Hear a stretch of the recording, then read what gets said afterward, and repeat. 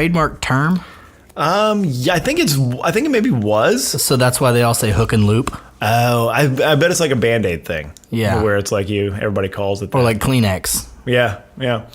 At some point, there almost always happens, a court steps in and tells that company, like, just get over it. Stop being a dick. Let people say Velcro. Everybody's going to call it a Coke. Yeah. Just be okay with it. But it's Dr. Pepper. Yeah. Not in Texas.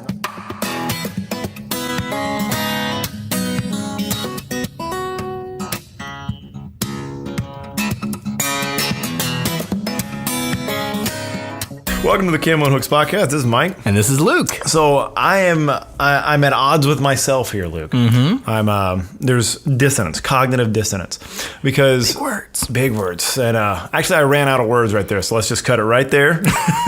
I used them all in the first 30 seconds. Now, this is maybe this is new hunter stuff, or maybe this is just being a Texas hunter thing. But I'm like you. I watch hunting shows occasionally. Like I watch.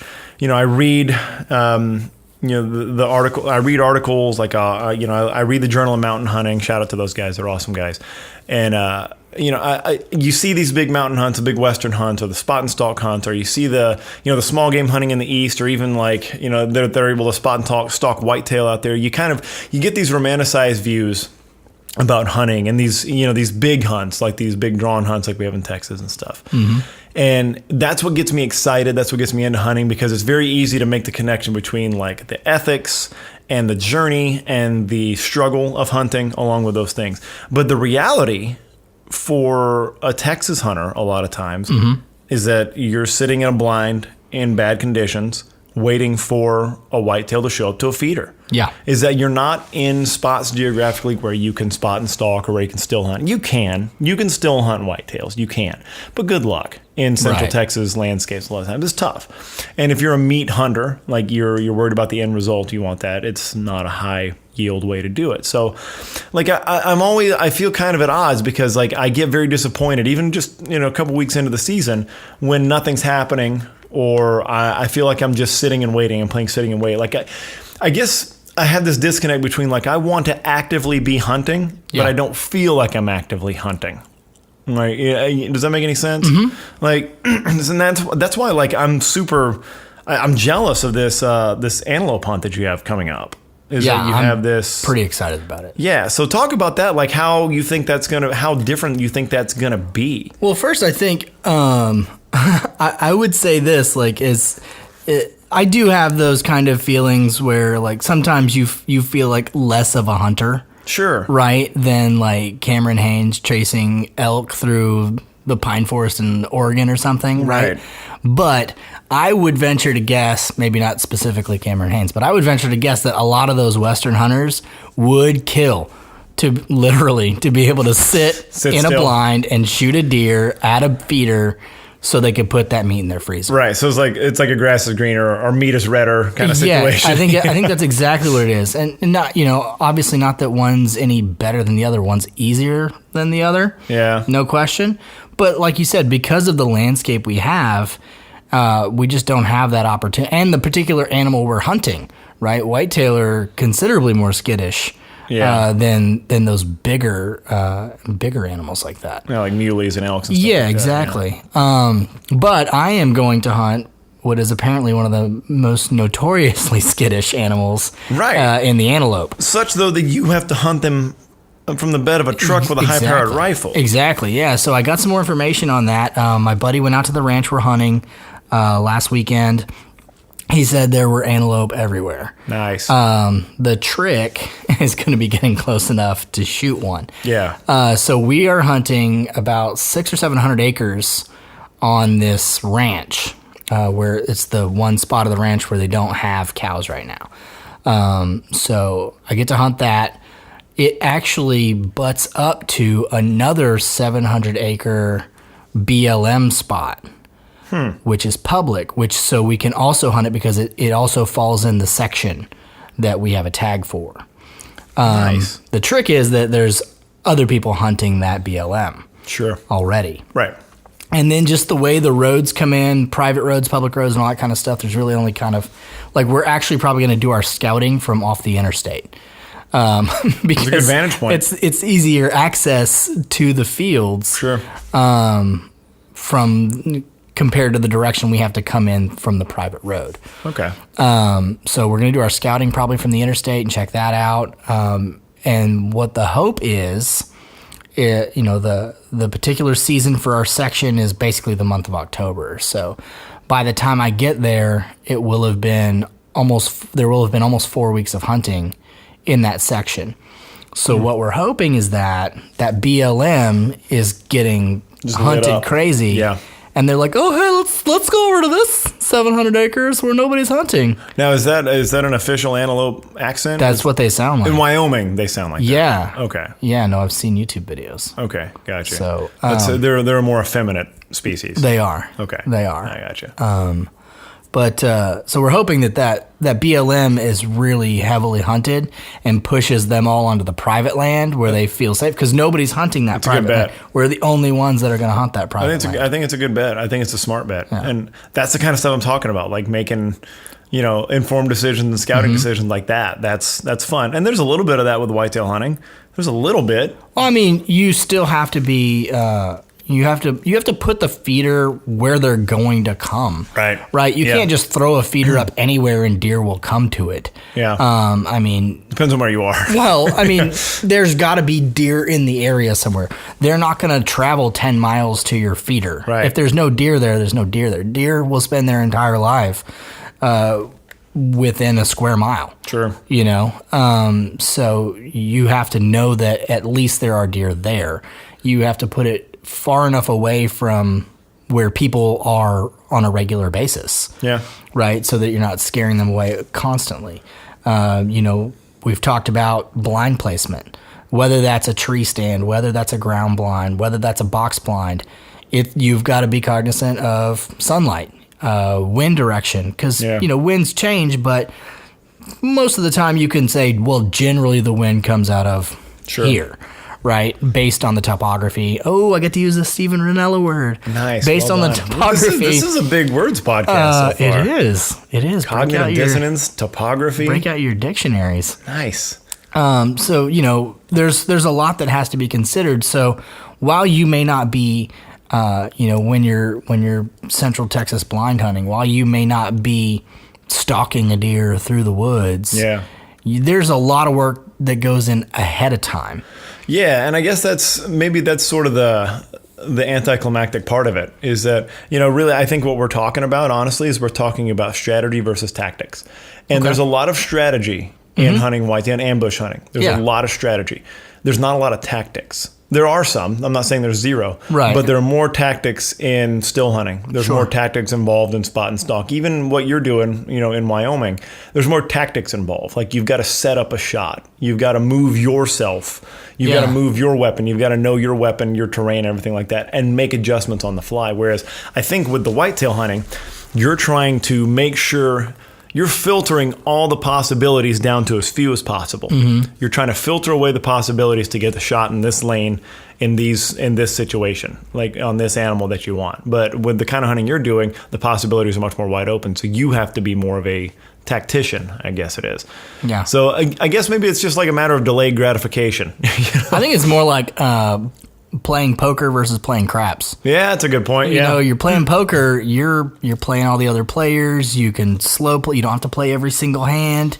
You're making a plan. Yeah. Whereas craps, you're rolling the dice and it's new every time, so it's different and you got to make decisions on the fly. Yeah, that's true. So I think we are in a way gambling, right? We put down a lot of money and time and effort in the hope that it pays off with meat in the freezer, right? Yeah. And you say, well, I spent hundreds of dollars.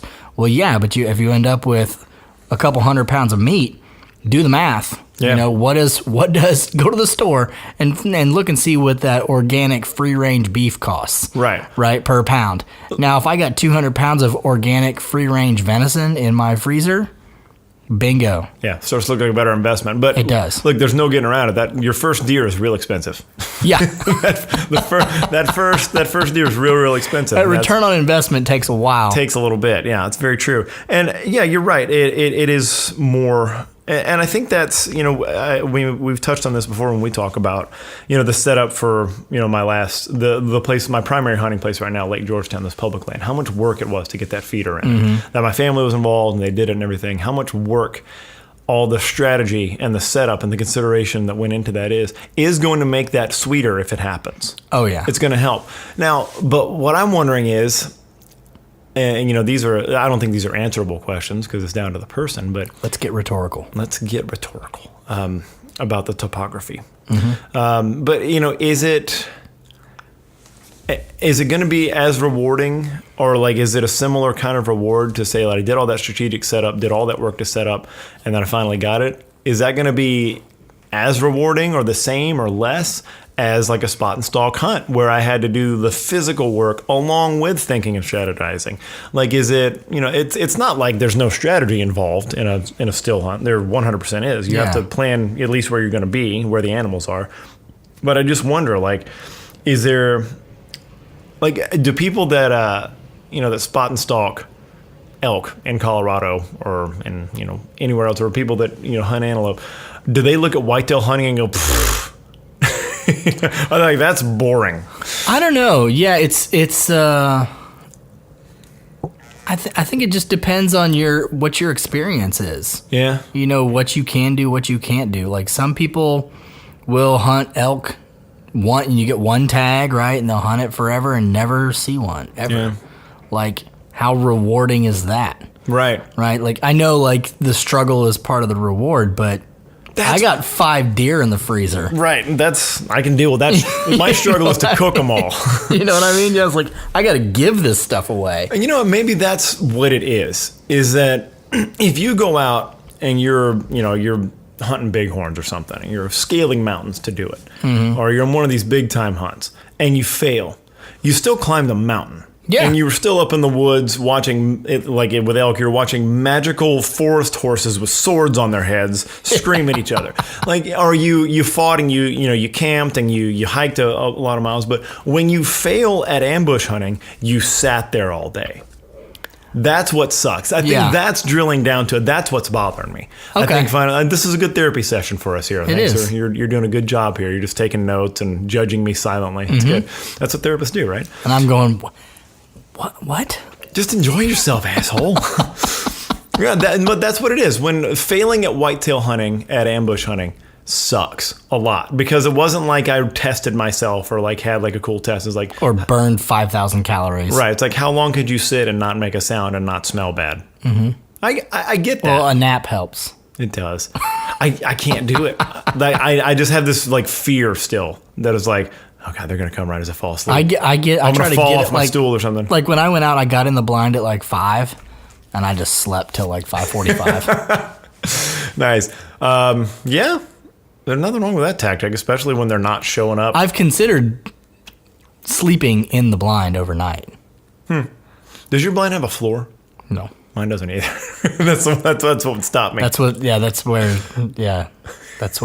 I've considered it. Yeah, it's like, I've seen stuff crawling around on there. So, yeah, no, I'll pass. No, are you doing the check every time you get in? You shine the flashlight in and poke stuff around, make sure you don't have a no-legged buddy hanging in there with you? Oh, yeah. Yeah, I'm certain they're going to show up there one day. The weather's getting cold now, so they're going to hunker down. Yeah, that's true. In our blinds. In your blind. Yeah. Oh, this is nice. It's a roof here. I kept a heater running in there. Is that a big deal? I think it's going to be a problem. I just ran an extension cord 4 miles back. I just didn't want to be uncomfortable. Right. I like how I took on the pronghorn antelope. Yeah, it's my all-purpose. All-purpose complaining. Yeah. It's good, though. Well, look, man, I'm excited for you. When is that hunt again? I know you told me 100 times. It's the last weekend in October. Okay, that's coming up pretty quick. So we're gonna stay in a KOA campground just down the road. Nice. We're getting a cabin, though. Cool. Because apparently in Wyoming, like, now it's raining. Now it's snowing. Well, and when it turns nighttime, it's like being on another planet where it's like, it's warm during the day. Now it's negative 114 at night. Yeah, he was like, during the day, it's going to be in the 30s or 40s. So, maybe a base layer Like I don't need like sub-zero you're gonna be clothing for the moving, day. too. We're going to be in the truck a lot, driving around, looking through binoculars, looking through scopes, trying to find them. The other trick, we say binos. excuse me, Yeah. Knox. I've also heard as Nice. That's obnoxious. Knox and That's scopes. obnoxious. Yeah. well. Hey, you did it. I did. That's my job. I did a Luke. You're off the show now. I can do it. I covered everything. We don't need you.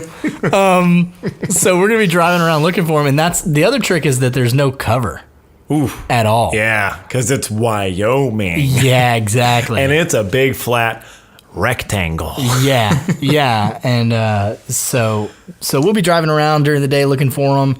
He's like, I mean, we might see one at 2 p.m. You know, that's what's going to be very different as well. Is I'm used to sunup and sundown hunting. They're just going to be out there. And the trick is going to be us figuring out how to get close enough to make a shot. And dealing with windage because they can smell you. Yeah. Very, very far away on a big flat plain. Yeah, and they are, like I said, they're known to be one of, if not the most skittish. They are on the family tree of most preyed upon animals worldwide. Like all those nature documentaries you watch in Africa, those are antelope species that everyth's eating. Yeah. Constantly. And that's why they are one of the fastest land animals. Because they're... The one that's faster is the cheetah. Right. He's currently winning the arms race in that one. And he's got to run 50 miles an hour because they run 40 miles an hour or whatever the exact speeds are. So, well, they've clocked him at 70.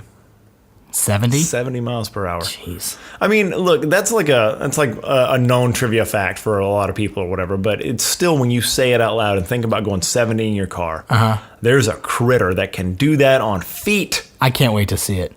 Like, well, not the antelope. The cheetah can go 70. Well, yeah. But those pronghorn will hit 50 miles an hour. Yeah. That's a car. Yeah. That's faster than when I drive my kids to school, I never reach 50. And that's a critter with hooves that can do that. I can't wait to see it. I'm so excited. And he was kind of trying to set me up for like, it's going to be really hard for us to get one of these things, right? Yeah. Because of the pressure from the public land next door, because of who knows what the weather's going to do, the lack of cover, all these things are going to make it really hard for us to get them. And I was like, dude, I've never done this kind of hunting, so just getting out there, and this goes right back to what you were talking about, right? Just getting out there to get to do it, for me, because I've never done it, is going to be very exciting. Oh, yeah, and meat in the freezer is a bonus at that point. Like, absolutely. Now, if you did it like 6 times and there's still no meat in the freezer, you may start to sour on the experience of it. Then that return on investment for plane tickets and out-of-state tags and all that kind of stuff starts to add up. That will become more of a burden than you. Then you're going to up that investment and hire an outfitter. Or just, I would say, buy a nicer gun. That's my answer to it. Buy nicer gear. Buy some nicer knocks, bro. Get some nicer knocks. So you're going to need to, I mean, depending on wind and everything, you're going to need to get within 200 yards. I mean, if it's windy, you're going to have to get close. Yeah. Because, I mean, I know you're a good shot, but... Yeah, he was guessing 250. Okay. Is where we're going to need to be. As long as you don't have some crazy Wyoming plains wind blowing through. I mean, yeah, I think that's safe shooting. Yeah. And he's got a real nice gun. Real nice. I think we're going to shoot a 300 Magnum with a... You're going to shoot his, right? Yeah. Yeah. With like a loophole scope on it or something. So...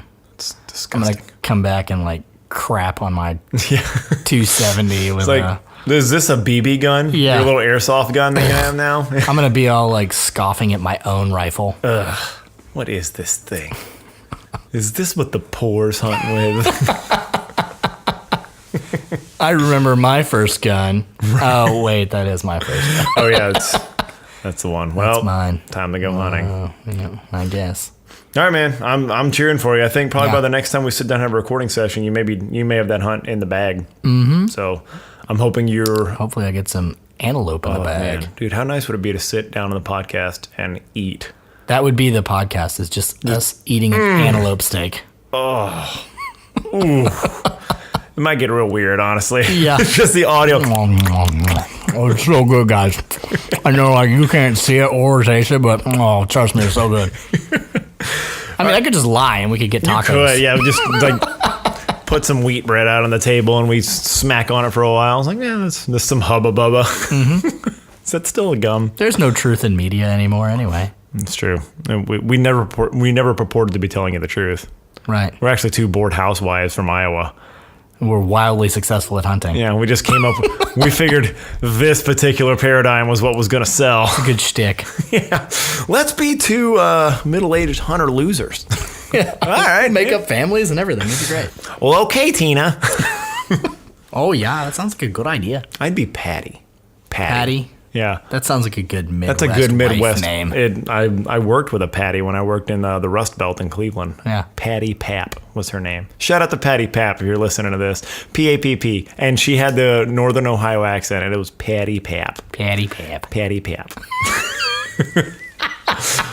I want to make clear I'm not exaggerating. That was the pronunciation. That's not a character that I'm doing. That's the way Patty Papp said her name. Well, there you go. And she had a cubicle next to Doris Samstag. You be Patty, I'll be Doris. Patty and Doris. All